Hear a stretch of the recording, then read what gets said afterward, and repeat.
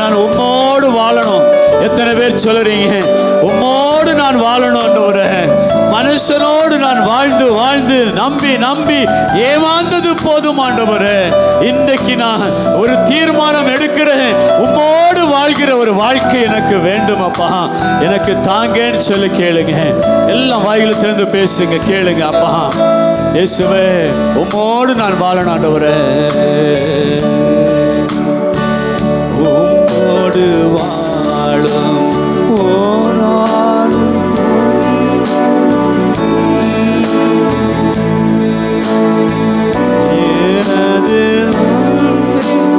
உயிர் துடிப்போ